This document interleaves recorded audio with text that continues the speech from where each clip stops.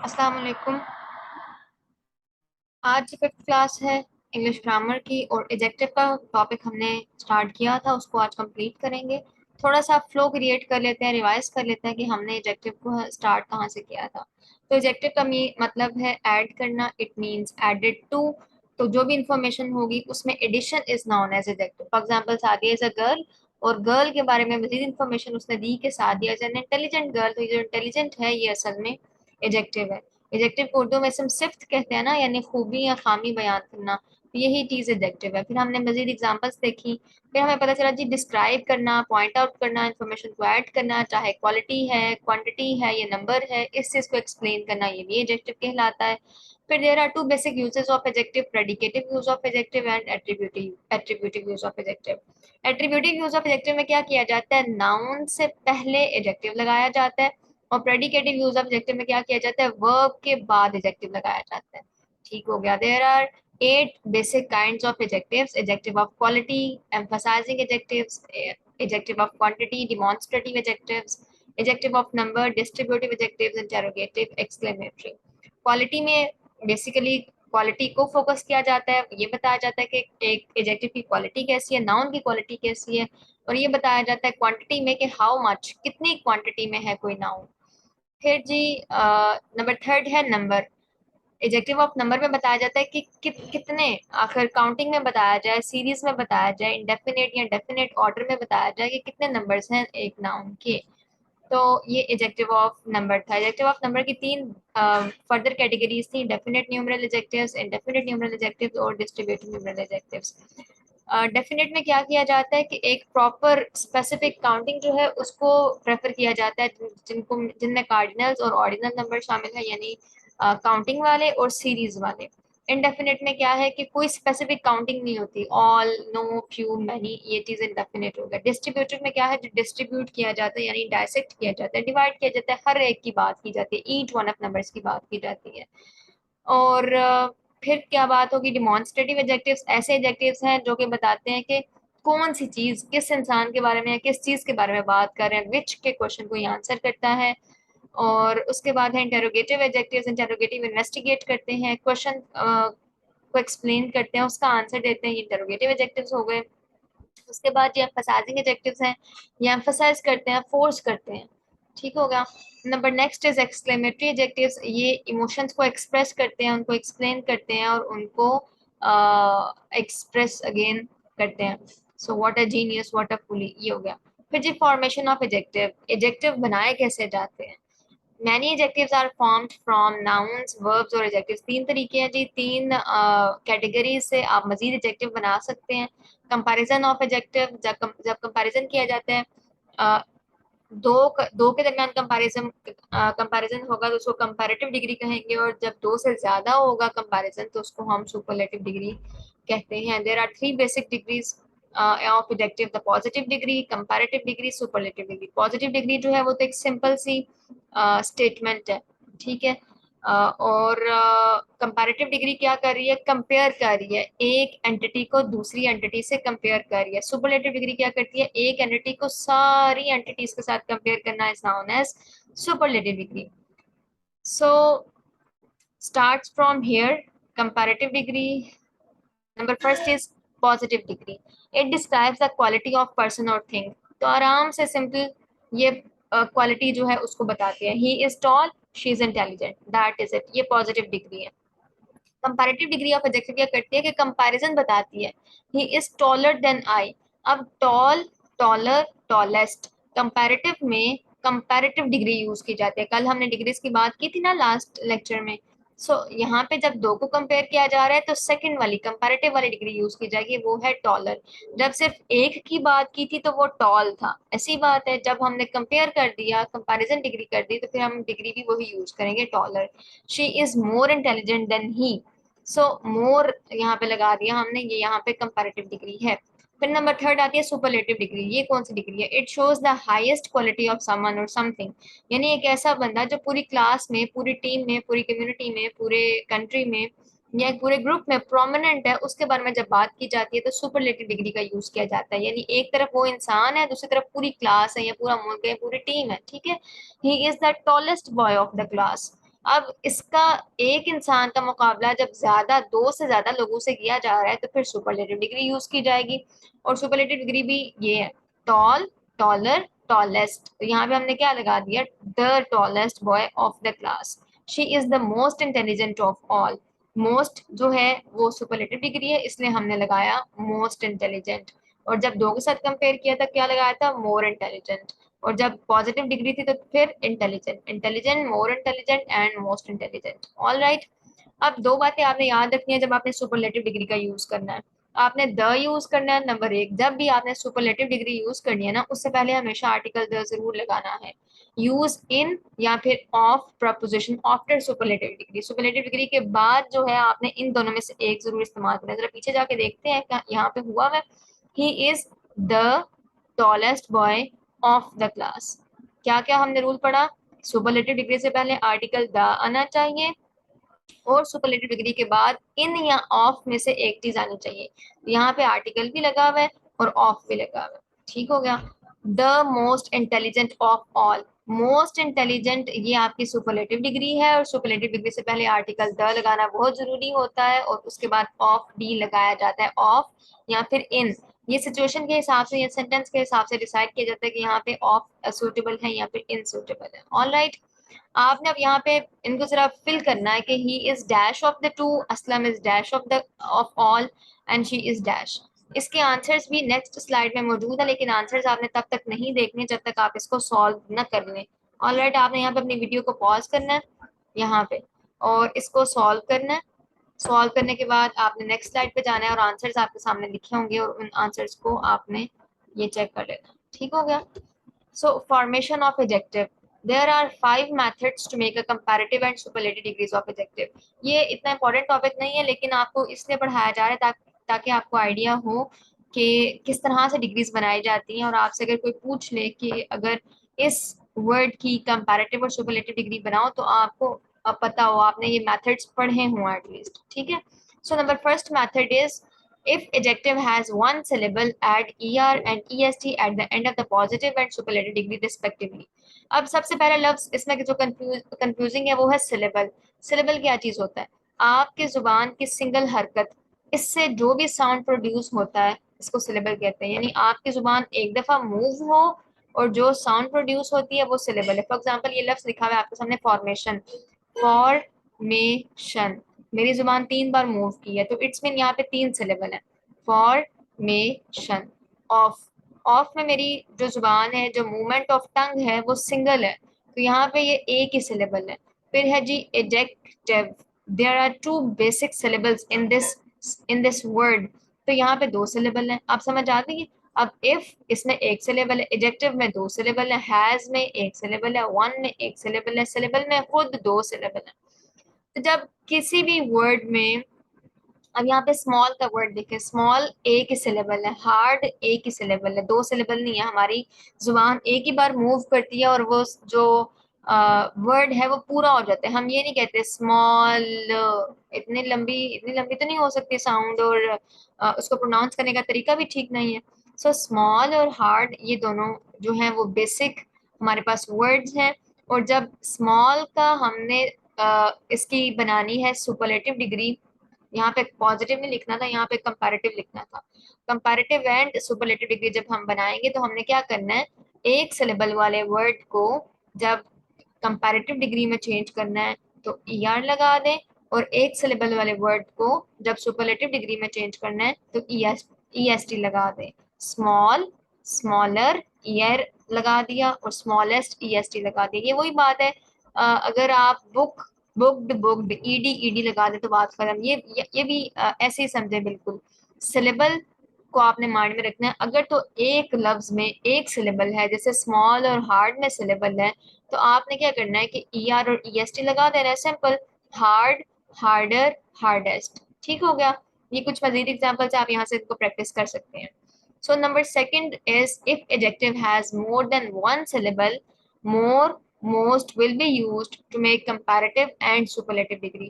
अगर एक से ज्यादा सिलेबल है तो फिर अब क्या करेंगे हम, फिर आपने क्या करना है, ई आर और ई एस टी नहीं लगाना, बल्कि आपने मोर और मोस्ट लगा देना है, simple. Beautiful, beautiful, beautiful, there are 3 syllables in this word। तो जब एक से ज्यादा सिलेबल हो जाएंगे तो हमने क्या करना है, मोर और मोस्ट लगा देना है, बात ही खत्म। Beautiful, more beautiful, most beautiful. Intelligent, more intelligent, most intelligent. ठीक है। अ, ये मजीद एग्जाम्पल्स देखिए, आप यहाँ से प्रैक्टिस कर सकते हैं। Number 30 is formation of adjective. Irregular adjectives do not follow any rule. अब जो इर्रेगुलर एडजेक्टिव्स हैं उनका क्या करें, जैसे आपकी फॉर्म ऑफ वर्ब में इरेगुलर फॉर्म ऑफ वर्ब होती है, इज, वाज, बीन, इस तरह से बाय, बॉट, बॉट। अब यहाँ पे तो ईडी ईडी नहीं लगा, अब हम यहाँ पे क्या करें, ये तो है ही इरेगुलर। ठीक है, तो ये कोई भी रूल फॉलो नहीं करते। लिटिल, लेस, लीस्ट, इन, इनर, इनर मोस्ट, इस तरह की जो डिग्रीज होती हैं आप इनको ऐसे याद करना पड़ता है। ठीक है, अब ये इसकी एग्जाम्पल्स आगे लिखी हुई हैं। So number fourth is, if an adjective has a consonant at the end and a vowel comes before it, the last letter will be doubled and er, est will be added। अब यहाँ पे देखिएगा जरा कि क्या वो बात कर रहे हैं कि अगर एक लफ्ज है, उसके लफ्ज के आखिर में जी, एक कॉन्सोनेंट वर्ड आ गया। कॉन्सोनेंट पता है ना कौन से हैं सारे, वॉल कौन से होते हैं, आप क्या कहते हैं अंग्रेजी में, ए ई आई ओ यू, बस यही वॉल साउंड है ना, तो बस यही माइंड में रखने हैं। एम इंग्लिश वाले जरा दिमाग थाम के बैठे, यानी वो सारे वॉल्स नहीं बाहर निकालने। ठीक है, ए ई आई ओ यू में से क्या करना है कि आपने देखना है सबसे लास्ट पे क्या कौन सी साउंड है, ये कॉन्सोनेंट साउंड है। तो जब कॉन्सोनेंट साउंड से पहले वॉल साउंड आ गई है ना, अब आई जो है ये वॉल साउंड है, लेकिन जी जो है कॉन्सोनेंट साउंड है। तो वो यही कह रहे हैं, वो कह रहे हैं कि अगर एंड पे कॉन्सोनेंट है और उस कॉन्सोनेंट से पहले वॉल साउंड है, तो आपने क्या करना है, ई आर और ई एस टी लगा देना है। बिग, बिगर, बिगेस्ट, हॉट। अब टी जो है ये कॉन्सोनेंट साउंड है और ओ जो है ये वॉल साउंड है, तो एंड वाला साउंड हमने डबल कर दिया, डबल टी कर दिया इसको, हॉट और ई आर लगा दिया। यहाँ पे भी जी को डबल जी किया था, हॉटर और हॉटेस्ट। समझ आ गई बात की? अगर नहीं समझ आई तो दोबारा से पूछ लीजिएगा। So next method is, if adjectives end at Y. ठीक है, अगर किसी एडजेक्टिव के आखिर पे वाई आ गया, आपने क्या करना है, वाई को इरेज करना है, उसकी जगह पे आई लगा देना है।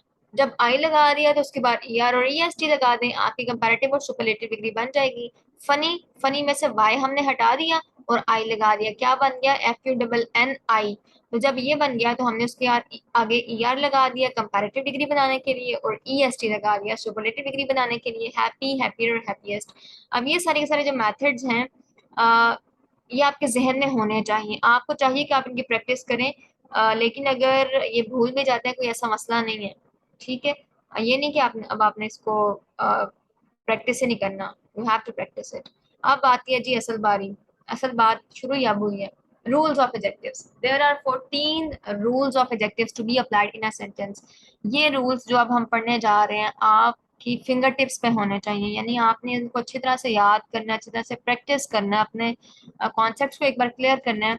देखिएगा जरा, number first is, some is used in an affirmative sentences, any is used in negative sentences। अगर कोई पॉजिटिव सेंटेंस है, एफर्मेटिव मींस पॉजिटिव, या फिर सिंपल कर लें आसान लफ्जों में, तो सिंपल या पॉजिटिव सेंटेंसेस में आपने सम का वर्ड यूज करना होता है, लेकिन नेगेटिव सेंटेंसेस में एनी का वर्ड यूज करना है। For example, bring me any water to drink, no, ये bring me any water to drink ये एक पॉजिटिव सेंटेंस है, एक सिंपल सेंटेंस है, इसमें नेगेटिव नहीं है। अगर होता ना bring me know water today, तो फिर एनी का यूज हम एडजस्ट कर लेते, लेकिन ये एक पॉजिटिव एफर्मेटिव सेंटेंस है, तो इसको हमने क्या करना है, bring me some water to drink. ठीक हो गया, एनी नहीं लगाना, सम लगाना है। क्यों? क्योंकि एनी जो है वो नॉट वाले सेंटेंसेस में, नेगेटिव सेंटेंसेस में यूज होगा, सम जो है वो पॉजिटिव सेंटेंसेस में, सिंपल सेंटेंसेस में, या फिर एफर्मेटिव सेंटेंसेस में यूज होगा। ये तीनों एक ही लफ्ज है, कंफ्यूज नहीं होता, पॉजिटिव, सिंपल या एफर्मेटिव ये एक ही लफ्ज है। ठीक हो गया, ये आपके पास दी ब्लैंक्स हैं। He did not read dash books. अब आपने क्या लगाना है, यहाँ पे सम लगाना है या फिर एनी लगाना है। यहाँ पे नॉट आ गया, और नॉट क्या है, नेगेटिव सेंटेंस है, और हमने पीछे रूल क्या पढ़ा कि नेगेटिव सेंटेंसेस में हमने एनी यूज करना होता है। ये तो मैंने आंसर बता दिया। अब आपने इन सबको सॉल्व करना है, जैसे ही आप सॉल्व करेंगे और नेक्स्ट स्लाइड की तरफ मूव करेंगे तो आपके सॉल्यूशंस यहाँ पे पड़े हुए हैं। ठीक है, आप पे डिपेंड करता है आप कितनी ईमानदारी से करते हैं, और आपकी क्योंकि इससे प्रैक्टिस होगी। और जैसे ही आपकी प्रैक्टिस हो जाएगी तो मैं शाम में आपका टेस्ट सेंड करूंगी और फिर पता चलेगा किसने सही प्रैक्टिस की है और किसने जो है वो चीटिंग की है।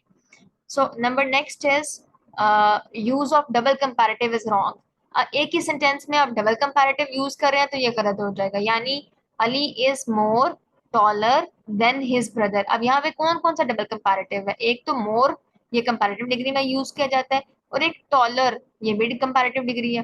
टॉल, टॉलर, टॉलेस्ट, ऐसी बात है ना, हमने पीछे भी एग्जांपल पढ़ी। तो ये जो टॉलर है ये तो पहले ही कंपैरेटिव है, तो इसके साथ मोर लगाने की क्या जरूरत है?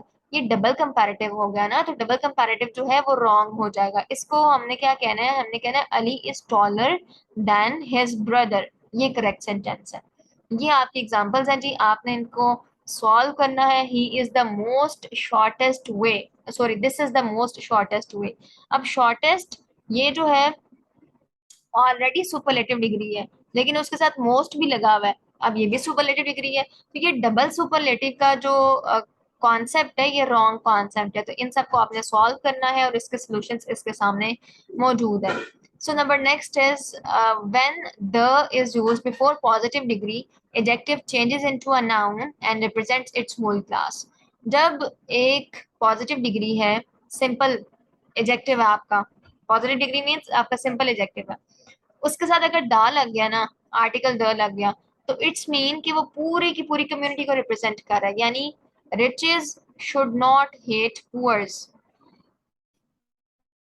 रिचेस जो अमीर हैं उनको गरीबों से नफरत नहीं करनी चाहिए। सो ये सेंटेंस इनकरेक्ट है। क्यों इनकरेक्ट है? क्योंकि सिर्फ एक अमीर की बात नहीं हो रही, सिर्फ एक गरीब की बात नहीं हो रही, बल्कि सारे अमीरों की बात हो रही है और सारे गरीबों की बात हो रही है। तो जब सारी क्लासेस की, सारे एक कम्युनिटी की बात की जाती है तो उसके साथ आर्टिकल द लगाया जाता है। द रिच, अब रिच जो है ये पूरी की पूरी कौम को, जितने भी अमीर लोग हैं सबको रिप्रेजेंट कर रहे हैं, तो इसके साथ हमें रिचेस ईएस लगाने की जरूरत नहीं है। So the rich should not hate the poor, ये भी रॉन्ग है, यहाँ पे इसको भी करेक्ट करना है। हेट द पुअर, ठीक हो गया। इसको इस तरह से सॉल्व करना है। अगेन यहाँ पे आपकी जी एक्सरसाइज है, 3-4 सेंटेंसेस है, इनको आपने सॉल्व करना है और इसके आंसर्स नेक्स्ट यहाँ पे मौजूद है। So rule of adjective number 4. When more than one adjective is used before a noun, add articles only after the first one. अब एक सेंटेंस है, एक सेंटेंस में हमने एक से ज्यादा अगर एडजेक्टिव्स यूज करने हैं तो क्या करें? He is a tall, a brave and a strong boy. अब वो क्या कह रहा है? कह रहा है कि एक ही आर्टिकल यूज करें, add articles only before the first one, कि सबसे पहले वाला जो एडजेक्टिव होगा ना सिर्फ आपने उसके साथ आर्टिकल लगाना है। आपने ब्रेव के साथ आर्टिकल लगाने की जरूरत नहीं है, ना ही तीसरे के साथ आर्टिकल लगाने की जरूरत है। He is a tall, brave and a strong boy, ठीक है। टॉल एडजेक्टिव है, ब्रेव एडजेक्टिव है, स्ट्रॉन्ग एडजेक्टिव है। अगर एक सेंटेंस में एक से ज्यादा एडजेक्टिव आ जाएं तो सबके साथ आर्टिकल आ, एन या दा लगाने की जरूरत नहीं है। तो किसके साथ लगाना है? सिर्फ पहले वाले के साथ, सिर्फ टॉल के साथ लगाना है, ब्रेव के साथ, दूसरे वाले के साथ भी जरूरत नहीं है, तीसरे वाले के साथ भी जरूरत नहीं है। ये रूल है, ठीक हो गया। ये आपकी जी प्रैक्टिस है और आपके सॉल्यूशंस यहाँ पे मौजूद है। पॉज कर लीजिएगा वीडियो को, आपको आसानी हो जाएगी। When the two comparative degrees are used in a sentence and they are proportionally linked, both take the before them. अगर दो कंपैरेटिव डिग्री आ गई है एक सेंटेंस में, पीछे तो हमने ये देखा था ना कि एक सेंटेंस में दो कंपैरेटिव डिग्री तो आ ही नहीं सकती, या दो डिग्री एक साथ आ ही नहीं सकती। अब यहाँ पे वो कह रहे हैं कि अच्छा अगर आ जाती हैं तो आप, और शर्त क्या है कि अगर वो लिंक है एक दूसरे के साथ, प्रोपोर्शनली लिंक्ड, यानी अगर ऐसा हुआ तो ऐसा हो जाएगा, अगर ऐसा हुआ तो ऐसा हो जाएगा, यानी इन दोनों का ताल्लुक अगर एक दूसरे के साथ है, इसको कहते हैं प्रोपोर्शनली लिंक होना। तो फिर आपने क्या करना है? द यूज कर देना। यानी higher you go cooler it is. अब कूलर ये भी कंपैरेटिव डिग्री है, हायर ये भी कंपैरेटिव डिग्री है। अब इन दोनों का आपस में ताल्लुक है कि जितना आप ऊपर जाते जाएंगे, आप पहाड़ की चोटी पे जाते जाएं तो जो टेम्परेचर है वो कूलर हो, ठंडा होता जाता है, ठीक है। आप वो माइनस में चला जाता है टेम्परेचर। तो ये दोनों एक दूसरे के साथ लिंक हैं। तो अगर ये दोनों लिंक है ना तो आपने क्या करना है? आर्टिकल द लगा देना है। The higher you go the cooler it is, ये असल रूल है, ठीक है। कंपैरेटिव डिग्री अगर एक दूसरे के साथ कनेक्टेड हैं तो उसके साथ आर्टिकल द लगाया जाएगा। ऑल राइट, यहाँ पे जी more we earn more we desire, तो क्या करना है आपने, मोर को साथ आर्टिकल द लगा देना है, the more we earn the more we desire, बस इतनी सी बात है। ये आपकी एक्सरसाइज है, ये उसके सॉल्यूशंस हैं। Number next is comparison of adjective must be logical. It means that same kind of things should be compared. तो अगर एक तरफ आप ग्लास को कंपेयर कर रहे हैं तो दूसरी तरफ बेड नहीं होना चाहिए, दूसरी तरफ भी ग्लास ही होना चाहिए, ठीक हो गया। तो कंपैरिजन जो है वो लॉजिकल होना चाहिए, सेम चीजों का कंपैरिजन, ये सेम लिखा हुआ है इसमें नजर आ रहा, मुझे नजर आ रहा है, आपकी आंखों में नहीं आ रहा, नहीं टाइपिंग में एरर हो गया। अच्छा जी, the climate of Lahore is better than Multan, क्या लिखा हुआ है कि लाहौर की जो फिजा है वो मुल्तान से बेहतर है। अच्छा, एक तरफ आप क्लाइमेट की बात कर रहे हैं, दूसरी तरफ आप शहर की बात कर रहे हैं, ये क्या बात सॉरी, तो एक तरफ आप क्लाइमेट की बात करें, दूसरी तरफ मुल्तान की बात करें, शहर की बात करें, तो ये क्या बात होगी। दूसरी तरफ भी आप क्लाइमेट का लफ्ज लिखें, ठीक है, the climate of Lahore is better then that of Multan. अब यहाँ पे हम दो बार एक सेंटेंस में वो नहीं लिख सकते, क्या कहते हैं उसको, रेपिटेशन। नाउन में हमने डिस्कस किया था ना, प्रोनाउन में, कि प्रोनाउन जो है वो हमारी हेल्प करता है कि हम रेपिटेशन को अवॉइड करें। और हमने यहाँ पे कौन सा प्रोनाउन यूज किया, डिमॉन्स्ट्रेटिव प्रोनाउन। और डिमॉन्स्ट्रेटिव या रिलेटिव प्रोनाउन, रिलेटिव प्रोनाउन क्या करता है कि पहले से मौजूद चीज की तरफ रिलेट करता है। अगर नहीं समझ आ रही तो प्रोनाउन का लेक्चर जाके दोबारा सुने, रिलेटिव प्रोनाउन वाला खास तौर पे। क्लाइमेट का लफ्ज पहले से मौजूद है, उसके साथ दैट का वर्ड ऐड किया या रिलेट किया और उसको यहाँ पे लिख दिया। सेंटेंस ये भी हो सकता था, the climate of Lahore is better than the climate of Multan, ठीक है, ये भी ठीक सेंटेंस है। लेकिन मसला इसमें क्या है, इसमें रेपिटेशन का मसला है। तो रेपिटेशन को अवॉइड करने के लिए हम क्या लिखेंगे, the climate of Multan Lahore is better than the climate than that of Multan, कि जो लाहौर की फिजा है वो मुल्तान की फिजा से बेहतर है, ठीक हो गया। आपने इस तरह से लिखना है। ये आपकी नेक्स्ट एक्सरसाइज है, आपने इसको प्रैक्टिस करना है और ये इसके सॉल्यूशंस हैं। Number next is when two or more adjectives are joined by and they should be in the same degree. अब अगर and आपने लगा दिया ना तो इट्स मीन यहाँ पे भी कंपैरेटिव, यहाँ पे भी कंपैरेटिव, यहाँ पे भी पॉजिटिव, यहाँ पे भी पॉजिटिव, यहाँ पे भी सुपरलेटिव, यहाँ पे भी सुपरलेटिव। एंड की दोनों तरफ की डिग्रीज जो है वो एक जैसी होनी चाहिए। ये नहीं कि एक तरफ आपने कंपैरेटिव लगा दिया, दूसरी तरफ आप पॉजिटिव लगा दें, तीसरी तरफ आप सुपरलेटिव लगा दें, ऐसे नहीं हो सकता। एंड की दोनों तरफ जो डिग्रीज होंगी वो दोनों सेम होंगी, सेम उनका स्टेमिना होगा। He is taller and brave by boy. अब टॉलर जो है ये कंपैरेटिव डिग्री है और ब्रेव जो है ये पॉजिटिव डिग्री है, दरमियान में आपने एंड लगाया हुआ है, ऐसा और ये रॉन्ग है, इनकरेक्ट यूज है। एंड की दोनों तरफ की डिग्रीज जो हैं वो सेम होनी चाहिए। He is tall and brave boy, tall positive degree, brave positive degree, ठीक है, दोनों डिग्री सेम है। Here is your practice exercise. There are three basically sentences and here is solutions. Number next is foreign adjectives, बड़ा important topic है जी। Foreign adjective एक नया concept होगा आपके लिए, जिस से सिलेबल का कुछ बच्चों के लिए नया कॉन्सेप्ट था। फॉरेन एडजेक्टिव क्या होते हैं, ऐसे एडजेक्टिव्स होते हैं जो हमने बाहर से उधार लिए हैं, जो हमने लातीनी जुबान से, यूनानी जुबान से उठा के अपनी जुबान में रखे हुए हैं और अपनी नहीं अंग्रेजी जुबान में। So these are the words of English languages. Foreign adjectives have come from Latin and Greek languages. These are as follows. तो ये किसी और जुबान से आए और इनको एज इट इज ही लिखा जाता है, senior, junior, inferior, prior, prefer, Elder, ठीक है। ये लिस्ट है, इस लिस्ट को आपने याद कर लेना।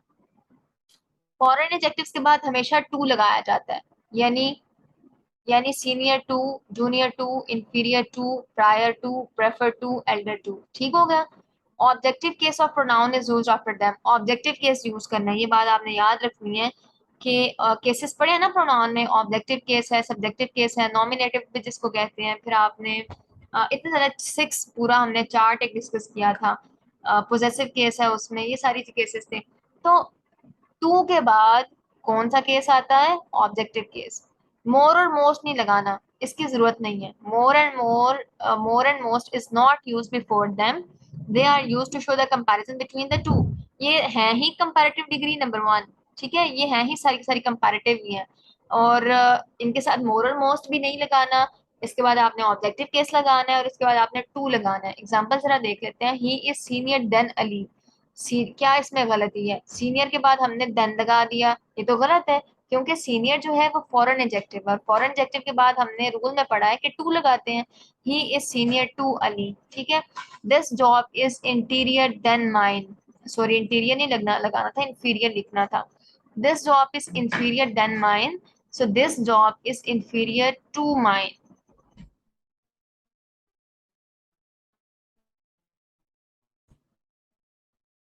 अच्छा जी, ये आपकी एक्सरसाइज है, और इस एक्सरसाइज को आपने सॉल्व करना है। सॉल्व करेंगे तो ये आपके पास सॉल्यूशंस आ जाएंगे। नंबर नेक्स्ट पे हमारा rule number 9, you should not use more और most before adjectives like preferable, complete, perfect, ideal, unique, word word matchless. आज का लेक्चर इंटरेस्टिंग हो रहा है क्योंकि रूल्स आपको मेरा ख्याल है क्लियर हो रहे हैं इसलिए। अच्छा जी, क्या कह रहे हैं कि कह रहे हैं अब मैं कहूँ कि मेरी असाइनमेंट कंप्लीट है, मैं कहूँ कि मेरी असाइनमेंट ज्यादा कंप्लीट है या फिर बहुत ही ज्यादा कंप्लीट है, ऐसे कैसे हो सकता है? दो ही बातें हैं, या कंप्लीट है या इनकम्प्लीट है ना, ऐसी बात है ना।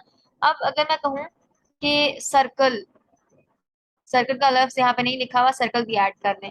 अगर मैं कहूँ कि ये जो क्लास है ये सर्कल है, क्या मैं ये कह सकती हूँ कि ये थोड़ा सर्कल है या ज्यादा सर्कल है? नहीं, यहाँ ये सर्कल है, यहाँ ये सर्कल नहीं है, ठीक है, दो ही बातें हैं। तो आपने क्या करना है, इन सारे वर्ड्स को याद कर लेना, preferable, complete, perfect, ideal, unique, word wide, matchless. इनको याद करके क्या कहना है कि इनके साथ मोर और मोस्ट जो है वो नहीं लगाया जाता। This table is more circular than that table, ऐसा नहीं हो सकता। This table is circular than that table, तो बस सर्कुलर लगा सकते हैं, इसके साथ आप मोर और मोस्ट नहीं लगा सकते। ये आपकी प्रैक्टिसेस है, इनको पॉज करके सॉल्व कर लें। नंबर नेक्स्ट ये आपके सॉल्यूशंस हैं। फिर जी rule number 10, any other should be used after comparative degree. Comparative degree आपने जब यूज करनी है ना, तो उसके बाद एनी अदर तो जरूर जरूर ही लगाना है। इकबाल इज ग्रेटर, ग्रेटर कौन सी डिग्री है? Comparative degree, great, greater, greatest, ठीक है। सो ग्रेटर जो है वो कंपैरेटिव है। Iqbal is greater than any poet in Pakistan. अगर आपने एनी लगा दिया ना तो एनी के साथ अदर भी आएगा, ठीक है। Iqbal is greater than any other poet in Pakistan, ठीक हो गया। ये आपकी प्रैक्टिसेस है, और इन प्रैक्टिसेस को सॉल्व करके आपने अपने आंसर जो है वो इस स्लाइड से चेक कर लेने हैं। Number next is the adjective like worth seeing, worth reading, worth mentioning, worth enjoying should be used after noun they modify. अब ये जो सारे लफ्ज है ना, एडजेक्टिव हमेशा पता है किस जगह पे आना चाहिए? उस जगह पे आना चाहिए जिसके बारे में वो है, यानी जिस नाउन के बारे में वो है। मिसाल के तौर पर ये देखें, this building is worth seeing. अब वर्थ सीइंग किसके बारे में कहा जा रहा है? बिल्डिंग के बारे में कहा जा रहा है। बिल्डिंग सेंटेंस के शुरू में आ रही है और वर्ड से का लफ्ज सेंटेंस के एंड पे आ रहा है, एडजेक्टिव कहीं पे जा रहा है और नाउन कहीं पे जा रहा है, तो ऐसे नहीं हो सकता। आपने क्या करना है, एडजेक्टिव को उसके नाउन के साथ ही लगाना है, उस नाउन के साथ जिसको वो मॉडिफाई कर रहा है, जिसको वो क्वालिफाई कर रहा है, ठीक है। This is a building worth saying, building के साथ हमने क्या लफ्ज लगा दिया? वर्थ सेइंग का। फिर जी ये आपने सॉल्व करने हैं, मरी is a worth saying place, kids is a worth reading. अच्छा, क्या यहाँ पे रूल है कि आफ्टर द नाउन, नाउन के बाद लगाना है।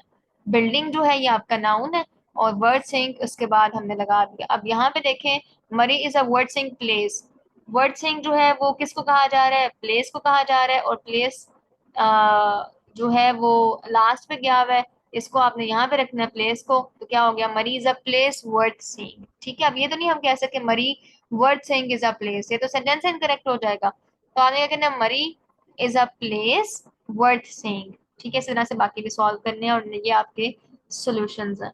Number 12 is adjective clause should comes soon after the noun to which it qualify. ये मैं वही बात कर रही थी कि जिसके बारे में आपका एडजेक्टिव है उसके बिल्कुल साथ आना चाहिए। The boy was my brother who was promoted, वो लड़का मेरा भाई था जो कि प्रमोट हो गया। नहीं, आपने ये नहीं बताना, आपने बताना है वो लड़का जो प्रमोट हो गया वो मेरा भाई था, ठीक है। The boy who was promoted was my brother, क्योंकि जो प्रोमोटेड का वर्ड है ये किसके लिए यूज किया जा रहा है? बॉय के लिए यूज किया जा रहा है। तो बॉय कहीं पे, प्रोमोटेड कहीं पे, आपने एडजेक्टिव को उसके नाउन के पास पास पास पास रखना है, ठीक है। The boy who was promoted was my brother. इसकी इसी की प्रैक्टिसेस, ये आपके सामने 3 सेंटेंसेस मौजूद है, इनको आपने सॉल्व करना है और आपके सॉल्यूशंस नेक्स्ट स्लाइड में आपको मिल जाएंगे। Number second last is if of the two comes at the end or beginning of a sentence you should use the and comparative degree. क्या कह रहा है वो कि अगर एक सेंटेंस में of the two आ गया है लफ्ज, ये वाला लफ्ज अगर आपके सेंटेंस के एंड पे या सेंटेंस के शुरू में आ गया है तो आपने क्या करना है, आपने द यूज कर देना है और कंपैरेटिव डिग्री यूज करनी है, यानी he is tallest of the two. Two comparison दो का किया जा रहा है लेकिन डिग्री टॉलेस्ट सुपरलेटिव यूज कर दी है, ऐसे कैसे हो सकता है, क्या ख्याल है? जब दो का कंपैरिजन होता है तब तो आपको पता है तो कंपैरेटिव डिग्री यूज की जाती है, तो बात ही सिंपल सी है। सो ऑफ द टू जहां पे आ जाए आपने उसके साथ द आर्टिकल लगा देना है, he is the taller of the two. So of the two आ गया इस सेंटेंस में, इसलिए हमने एक तो कंपैरेटिव डिग्री यूज की क्योंकि कंपैरिजन ही दो का है, और दूसरी बात ऑफ द टू की वजह से हमने यहाँ पे आर्टिकल द भी लगा दिया। Here are your practices and you can check solutions from this slide after solving your practice. Number last rule is few, a few, the few and fewer are used to indicate number.